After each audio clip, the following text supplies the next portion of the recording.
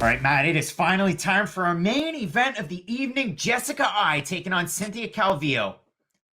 Okay, no, crickets. I'm just kidding. That was last weekend. UFC Fight Night Vegas 3 from the Apex facility. They have to pay that $100 million price tag with fights like this. This is a great one at the top of the heavyweight division between Curtis Razor Blaydes and Alexander Volkov. And Matt, we have our second Bellator champion competing here tonight because Alexander Volkov had a win over Blagoy Ivanov to win one of their tournament championships, getting that strap. He's also a former M-1 Global heavyweight champ. In the UFC, it's been a mixed bag of results, but mostly positive, and he's coming in off a big win over none other than the former All-Pro NFL player, Greg Hardy. That means absolutely nothing in this fight. I just had to throw it in there.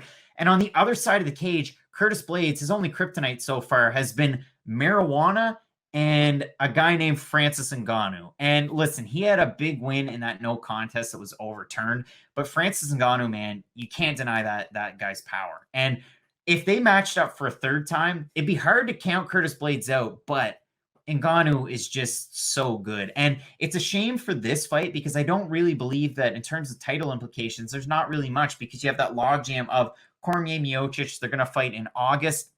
And then Francis Ngannou probably either going to get John Jones for maybe a vacant belt, or if the winner of that fight sticks around, that's probably what you're going to get. So this fight is a great litmus test that tells you just how good that top of the heavyweight division is. But boy, oh boy, the odds makers and the fans are counting out Alexander Volkov before the horn even sounds. And, you know, maybe we are going to get a horn that sounds fairly early because 85% of 861 fans going with Curtis Blaydes over on Tapology, and the odds overwhelmingly in the favor of Curtis Blaydes. What was he? Last night he was a minus 360 favorite. Now he's a minus 390 favorite. Volkov started at plus 200. Now he's at plus 295. That's insanely telling of where the gamblers are going and the bettors are going. What do you make of this fight? I've rambled on for long enough. And do you give Alexander Volkov a fighting chance in this one? So this is what Yanni the Greek would say is a sure thing, and then they would make a big deal about it on the UFC broadcast because he picked a 4-1 favorite to win a fight that he's definitely going to win. Alexander Volkov has an Achilles heel. Again, if Czech Congo is able to take you down and control you on the ground, imagine what Curtis Blaydes is going to be able to do to you. And Curtis Blaydes isn't a guy who's just going to take you down and lay on top of you. Curtis Blaydes elbows your head into the canvas, and he did that. He does it multiple times. The Alistair Overeem fight was basically a crime scene once it was done. I felt like calling the cops. It was that violent. It was a terrible fight. Well, for Overeem, it was great for Curtis Blaydes. Now they train together, and I just think unless your name's Francis, Daniel Cormier, or Steven Miocic, you're not going to be able to beat Curtis Blaydes. You need really good wrestling and extremely heavy hands to keep him off of you. Because you are just one of these guys who's a bit of a volume guy. You need to set up your shots. You need to set up your power shots. And the whole time you're setting it up, he's closing distance going for takedowns. Now it's my turn.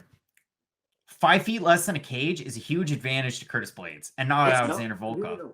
I'm even going to make your point even bigger. It's not 5 feet less than a cage. It's 30% less cage.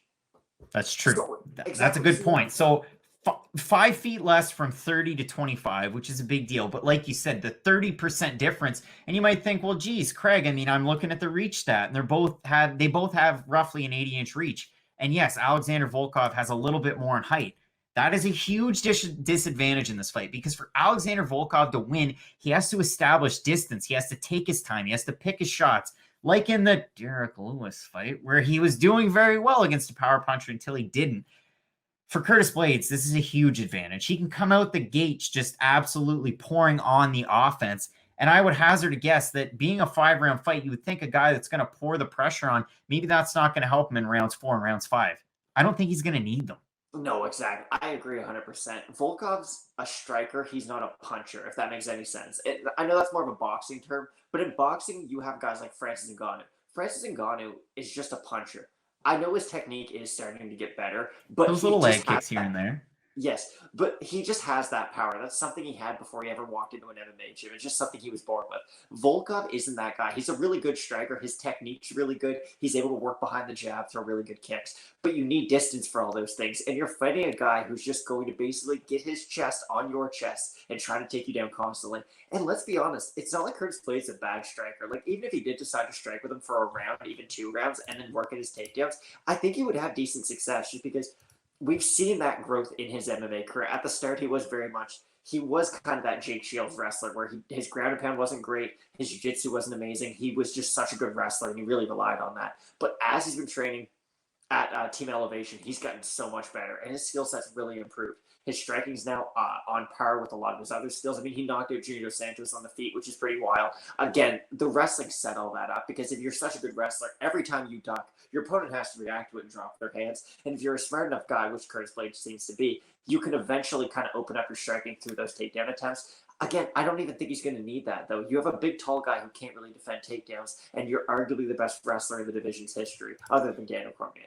So that's it. I mean, again, there's it's always tough when you're trying to pick these fights and you're trying to figure out, hey, you know, what should I definitely take into account to make my prediction? What's going to make this a more interesting fight? And somebody might throw this out there to you. And I keep referencing these things, but Alexander Volkov, his takedown accuracy and defense is really good. They're both around 75%.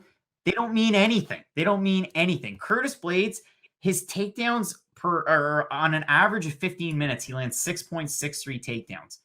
That's one every 2 minutes or so. That's insane in the UFC. You don't see that from many fighters. His accuracy at 55% and his takedown defense, you might look at it and say, Craig, well, it's 25%. It doesn't matter because the only person that's getting wins over him is Francis Ngannou, and nothing else matters. He's knocking out Junior Dos Santos, like you said. And in terms of the striking metrics, yeah, Volkov, once he establishes distance, that's when he shines. But he's not the most fluid of strikers. I know at heavyweight, it's tough to find a fluid striker, but it's typically boxy. He might throw, you know, that labored kick at you. He might throw one at your head, but you're going to kind of see it coming. I just thought of this. He has one path to victory, Alexander Volkov does. He has a really good knee up the middle. He does. He throws that really nicely to the body. On the off chance he catches Curtis Blaydes going in for a takedown with that knee, I think it could hurt him.